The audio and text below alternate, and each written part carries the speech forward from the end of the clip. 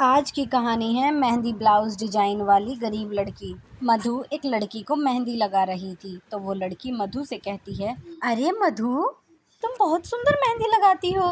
कोई कह ही नहीं सकता कि तुम बिना सीखे इतनी सुंदर मेहंदी लगा सकती हो। मैं अपनी शादी में तुमसे ही मेहंदी लगवाऊंगी। मुझे बस तुम्हारे हाथ की ही मेहंदी पसंद है। शादी का नाम सुनकर मधु की आंखें नम हो जाती हैं, क्योंकि उसने अब तक न जाने कितने हाथों पर मेहंदी लगाई थी, लेकिन उसकी मेहंदी की बारी अब तक नहीं आई। न जाने कितने रिश्ते उसके लिए आए, लेकिन गरीबी और सांवले रंग के कारण उसको ठुकरा कर चले गए। अपनी गरीबी और सांवलेपन के कारण मधु को बहुत कुछ सुनना पड़ता था, इसीलिए शादी की बात सुनकर बेचारे की आंखें नम हो जाती हैं। कहते हैं ना, ऊपर वाला अगर किसी में कोई कमी देता है तो उसको एक हुनर भी देकर भेजता है। मधु के हाथों में जादू था, वो बहुत सुंदर मेहंदी लगाती थी, इसीलिए गांव की सभी औरतें तीज त्योहार शादी ब्याह सब में उसी से ही मेहंदी लगाने आती थी।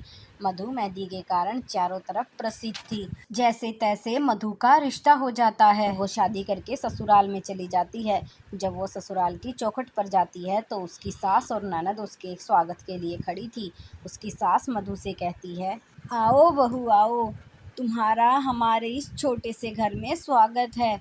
अब तुम भी हमारे परिवार का हिस्सा हो। ये कलश रखा है, इसके अपने पैरों से गिराकर और घर में प्रवेश करो। मधु कलश गिराकर घर के अंदर आती है तो उसकी ननद उसकी मेहंदी देखकर कहती है, अरे वाह भाभी, आपने मेहंदी कौन से पार्लर से लगवाई? बहुत सुंदर लगी है, और देखो कितनी गहरी भी रची है। तो इस पर मधु कहती है, नहीं ननद जी, ये मेहंदी मैंने खुद लगाई है। मुझे मेहंदी लगाना आता है। मेहंदी लगाने का मुझे बड़ा शौक है, और ये जो मेरे हाथों पर मेहंदी मेहंदी लगा रखी है, ये मैंने खुद ही लगाई है। मधु की ये बात सुनकर उसकी सास उससे कहती है, अरे वाह बहू, ये तो बहुत अच्छा हुनर है। बहू बेटियों के हाथों में ऐसा हुनर तो होना ही चाहिए, न जाने कब जरूरत पड़ जाए। अच्छा बहू, तू थक गई होगी बेटा, जा अपने कमरे में जाकर आराम कर ले। शादी में थकान तो होती ही है। फिर वो अपने पति अखिलेश के साथ कमरे में चली जाती हैं, जहां वो अपने कमरे की हालत देखती है, जो कि बहुत खस्ता थी, और बिस्तर भी ज़मीन में ही लगा रखा था, और दीवारों की हालत भी बहुत ख़राब थी। तो उसका पति उससे कहता है, देखो मधु, अब तक तो मैं अकेला था तो इस कमरे में अकेला ही रहता था। अब तुम भी आ गई हो तो अब ये कमरा हम दोनों का है। और मधु, तुम जानती हो ना मैं रिक्शा चलाता हूँ, इसीलिए रिक्शा चलाकर कुछ ज़्यादा कमाई नहीं हो पाती, और अपने कमरे में बेड नहीं है, हमें ज़मीन में ही सोना होगा। तो मधु कहती है, कोई बात नहीं जी, मैं समझ सकती हूँ। अगर घर में कमाने वाला एक हो और जिम्मेदारियाँ ज़्यादा हों तो घर चलाना बड़ा मुश्किल हो जाता है, लेकिन भगवान का शुक्र है हमारे सर पर छत तो है, वरना लोग तो ऐसे भी हैं जो रोड पर सोते हैं। मधु का रंग भले ही सांवला था, लेकिन उसने अपने पति का दिल जीत लिया था। उसके बाद मधु जल्दी अपनी गृहस्थी संभाल लेती है। एक दिन मधु बाजार से कुछ सामान लेकर आ रही थी, तभी रास्ते में उसे मेहंदी के कुछ पौधे दिखाई दिए। तो वो अपने आप से कहती है, अरे वाह, मेहंदी के कितने सारे पौधे हैं। ऐसा करती हूँ, कलम तोड़कर ले जाती हूँ और घर के आंगन में लगा दूंगी। फिर वो मेहंदी के पौधे से एक मोटी सी कलम तोड़कर लाकर घर के आंगन में लगा देती है। जल्दी मानसून का मौसम शुरू हो जाता है। ज़्यादा बरसात होने से मधु के कमरे की छत ढह जाती है, क्योंकि छत कच्ची थी और बहुत पुरानी थी, जिसके कारण उसकी ननद, उसका पति, वो और उसकी सास चारों एक कमरे में रहने पर मजबूर हो जाते हैं। अब वो उसी एक कमरे में रहते, सोते, खाते पीते और खाना भी वहीं बनाते। एक दिन मधु अपने पति अखिलेश से कहती है, सुनो जी, घर में राशन नहीं है, पूरा ख़त्म हो गया, और घर राशन लाना बहुत ज़रूरी है, वरना आज रात को क्या खाएंगे? तो अखिलेश कहता है, देखो मधु, मेरे पास अभी एक पैसा नहीं है। मैं अभी काम पर जाता हूँ और फिर उसके बाद जो भी पैसे मिलेंगे उससे मैं घर का राशन ले आऊँगा। इतना कहकर वो रिक्शा लेकर निकल जाता है।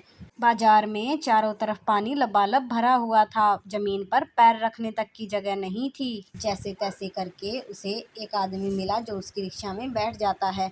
वो थोड़ी दूर ही गया था, उसकी रिक्शा एक गड्ढे में फंस जाती है।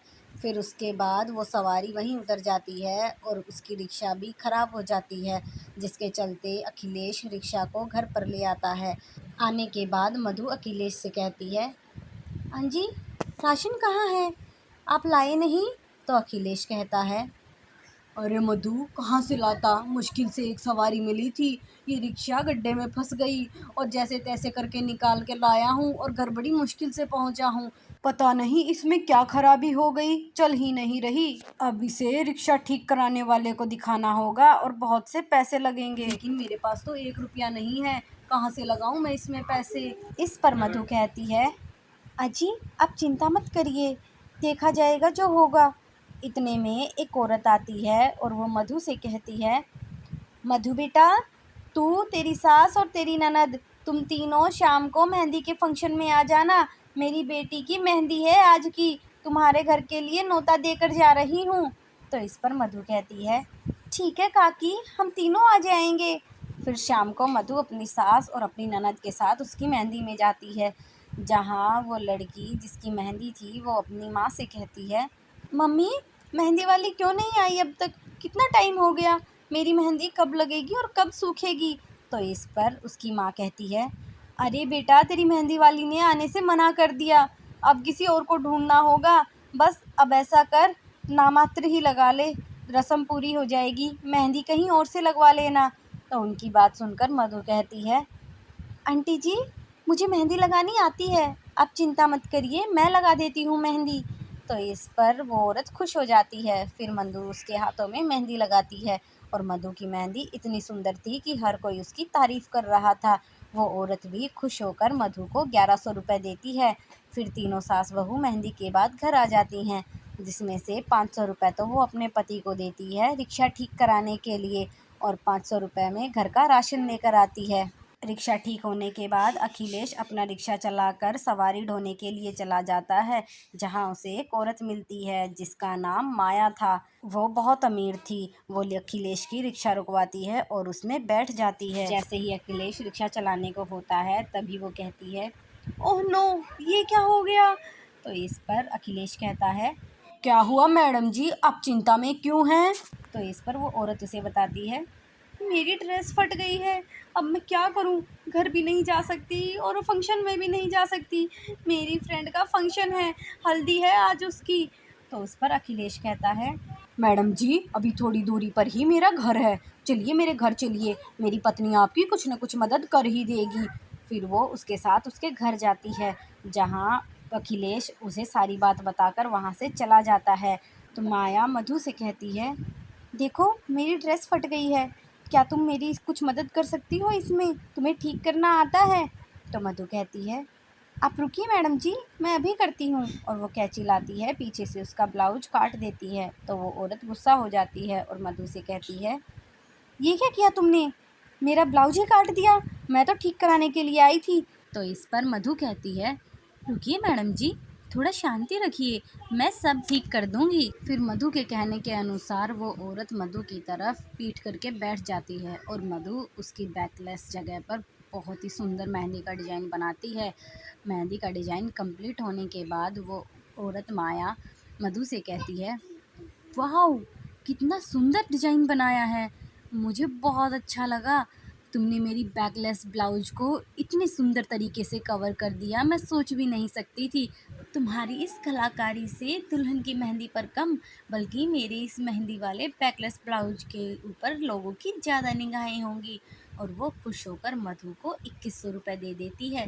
फिर वहाँ से चली जाती है। जब वो फंक्शन में पहुँचती है तो सभी लड़कियाँ और औरतें उसको घूर घूर के देख रही थी। सभी को माया की मेहंदी वाला डिज़ाइन इतना पसंद आता है कि सभी उससे पूछ रहे थे कि उसने डिज़ाइन कहाँ से बनवाया। और दुल्हन भी ब्लाउज वाला मेहंदी का डिज़ाइन देखकर उससे पूछती है, अरे माया, तुमने इतना सुंदर डिज़ाइन कहाँ से बनवाया, मुझे भी कांटेक्ट दो ना उस पार्लर वाली का, मैं भी ऐसा ही डिज़ाइन बनवाऊँगी। मुझे तो तुम्हारा डिज़ाइन इतना पसंद आया है कि निगाहें तुमसे हट ही नहीं रही। तो इस पर माया उसे बताती है, अरे रवीना, ये डिज़ाइन मैंने किसी पार्लर वाली से नहीं बनवाया है, ये तो मैंने एक गरीब लड़की से बनवाया है जिसके हाथों में जादू है। मेरे पास उसका कॉन्टैक्ट नंबर नहीं है, इसीलिए मैं कल तुझे उसके पास लेकर चलूँगी और वो अगले दिन रवीना को अपने साथ लेकर मधु के घर जाती है। माया और रवीना को घर की चौखट पर देखकर मधु की ननद भागी हुई मधु के पास जाती है और कहती है, भाभी आपसे मिलने कोई आया है। तो मधु उनके पास जाकर देखती है तो माया को पहचान जाती है और कहती है, मैडम जी आप, क्या हुआ, कोई सामान रह गया क्या आपका कल यहाँ? और आपका फंक्शन कैसा रहा? कल आप बड़ी जल्दबाजी में थी। तो इस पर माया उसे बताती है, अरे मधु, फंक्शन वॉज फैबुलस, बहुत अच्छा रहा। और पता है तुमने जो डिजाइन बनाया था सभी लोग देखकर लट्टू हो गए। लड़कियों की तो नज़र ही नहीं हट रही थी मेरी कमर से। सभी पूछे जा रही थी कि कहाँ से बनवाया है, इसीलिए मैंने सबको तेरे बारे में बता दिया। और ये जो मेरी फ्रेंड है इसी का फंक्शन था कल, और ये तुझसे मेहंदी लगवाने के लिए आई है और सेम मेहंदी वाला ब्लाउज़ भी बनाना है तुझे इसके लिए। इसको भी वो डिज़ाइन बहुत पसंद आया। उसके बाद रवीना मधु को एक बैग थमाते हुए कहती है, मधु ये लो, इसके अंदर मेरे लहंगे का ब्लाउज है। तुम ब्लाउज़ देखकर ये देख लो कि मेरी कमर पे कौन सा डिज़ाइन अच्छा लगेगा।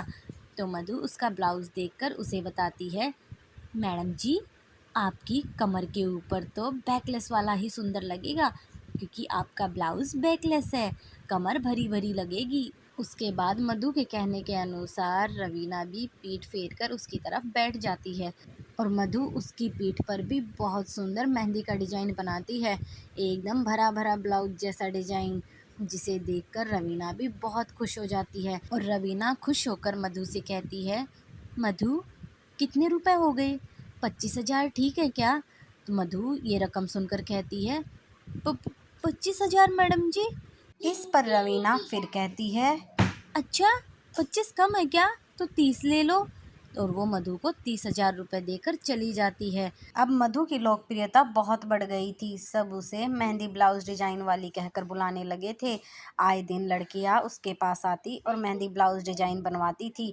देखते ही देखते मधु बहुत सारे पैसे इकट्ठे कर लेती है और उन पैसों से सबसे पहले वो अपने नया घर बनाती है। मधु की मेहनत और उसके हुनर के कारण अब उनके दिन बदल गए थे। अब वो पहले की तरह गरीब नहीं रहे। ये सब मधु की मेहनत, लगन और उसके हुनर से हुआ। उसने अपने हुनर का सही प्रयोग किया और देखते ही देखते उनके दिन भी बदल गए।